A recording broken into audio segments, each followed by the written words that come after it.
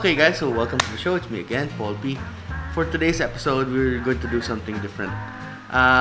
Recently, I found out that there's a new store here in the village that sells steak. As when I went there, closer inspection, I found out it's Tender Bobs, and if I remember it right, one of my barcadas told me to do a review on Tender Bobs a year ago. So, I found out they sell the steak here, but it's raw. So I'm going to cook steak for you guys to see how I prepare my version of a really good seared steak. Okay? So, you know what? First things first, you have to make sure that the steak is outside the ref so it will thaw.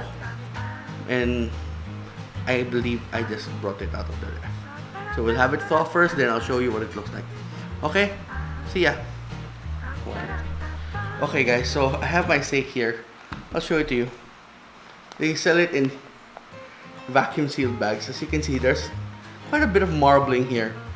Well, technically, according to them, see, it's more at the back. Look at that, it's like a map. Map to goodness. Okay? So, based on USD, this is actually USDA grade beef. It is choice. Okay, so if you're going to buy a rank, you get select, which is the lowest cut. Not a lot of marbling, not a lot of fat, which means not a lot of flavor. Then you have choice, then you have prime. So when you see prime rib, that means it's prime cut of beef. There's a lot of marbling or intermuscular fats, thus making the meat more tender and more flavorful. Okay, look at this. It's quite thin though. So I'll be cooking this on my grill pan. It's gonna be good. Look at that. Look at that. See the flecks of white? That means it's good. Okay? So I'll let this thaw and then I'll walk my dogs first. See ya. Okay, here's our steak. Look at it. It's really wet. It's been wet aged. So first thing we have to do is dry it. Get a paper towel, remove as much moisture as you can, and then we will put it on our grill pan. See? Both sides. Make sure it's dry, and we're going to season it with just salt. Okay, look at that. It's already starting to sweat. There, we've seasoned it. Make sure your pan is hot. Then we put it on the grill pan. There. Okay, here's one rule. You have to let it be. Do not touch it. Let it sear completely. You don't want it to stick, and there's a certain point wherein when you flip it, it's not going to stick. Okay? Another rule is this. Look at this. This is the 10 o'clock position and 2 o'clock position. When you do that, you will see that the effect later. There. We'll put it at the 2 o'clock position and let it sear on that side. There. There's roughly about 10-20 seconds on each side. Okay. After searing it on both sides, you can see all the moisture is coming out. We'll season on that side too. And we're going to flip it. The reason for the 10 and 2 is this. Look at that. Crisscross pattern on your steak. That's how you get it. The 10 and 2. Okay? So we're going to sear this. And then we're also going to follow the 10 and 2 on the other side. On that. We're going to now flip it. Make sure you sear the fat because that's the best part. Lift it up. Transfer to another position. And let it be. We're going to let this sear for a few seconds. Then we're going to add something that will boost the flavor of the steak. And believe it or not, it is butter. There. Add one sliver of butter and wipe it all over the steak. Look at that. I didn't add any garlic to this. The butter is salted to add more flavor. And that's it. That's how you make my steak. And the secret to this is right after you cook it, you have to let it rest. Roughly for a steak this thin, let it rest for about 2 to 3 minutes, or maybe just to be sure, make it 5 minutes. Okay? So now let's head to the dining room and try this out. Look at that. Beautiful.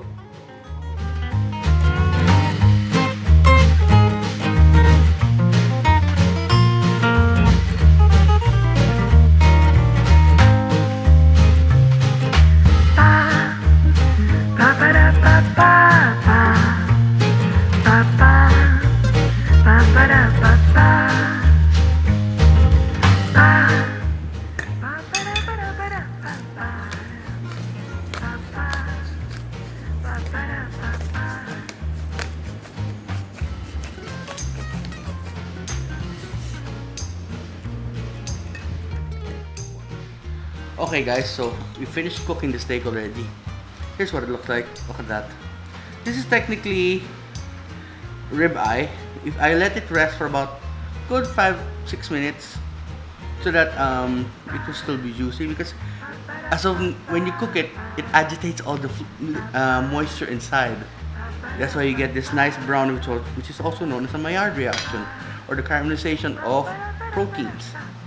Okay, so this is a rib eye, which means this is the eye itself, and this is the spinalis dorsi. If you look at it in with a bone, if you have it, what do you call this, like porterhouse, you get the bone here, and then you'll have the tenderloin here. Okay, let me get that here, like here in this area. Okay, but for now, look at this. We give the best part here, the spinalis. I will leave that for last. We will try this part first. Look at that. Look how tender that was. It's like butter. Ooh, I know you want some. La la la.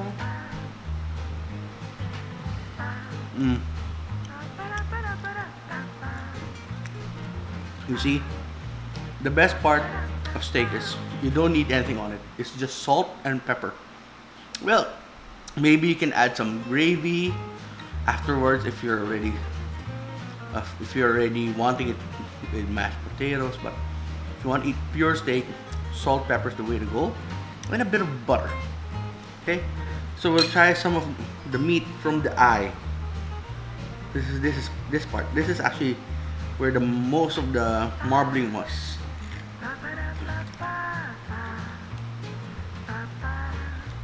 It's not tough, guys.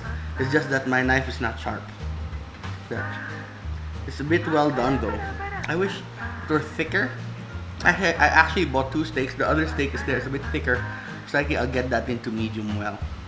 But this one's a bit well done.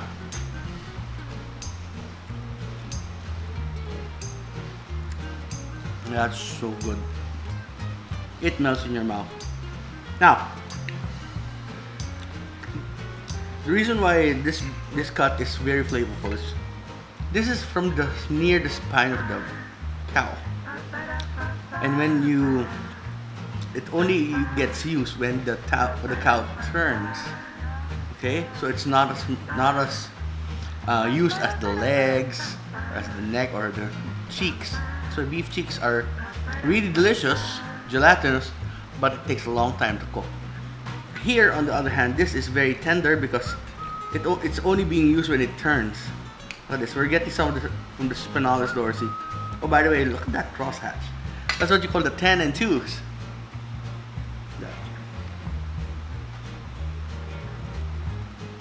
Oh God.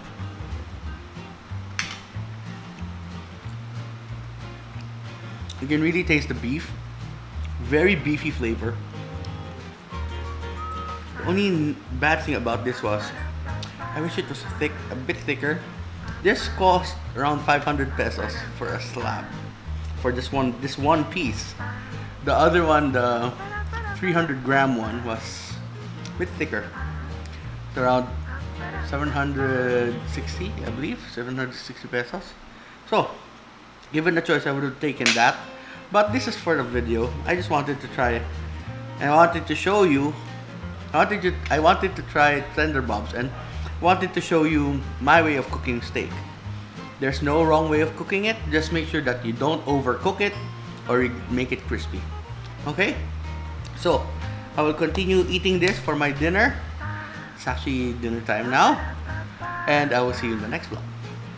So, hope you like these kind of food reviews because eventually, since we are still in quarantine, most of the restaurants are closed and they're now starting to sell most of their frozen items for you to cook at home. Best example is I've seen Max sell crispy pata and their fried chicken from their warehouse / office here in FTI. Okay, so that's it. That's the vlog. Thank you for watching. Don't forget to like and subscribe, and till next kain, see you in the dining room. Bye bye.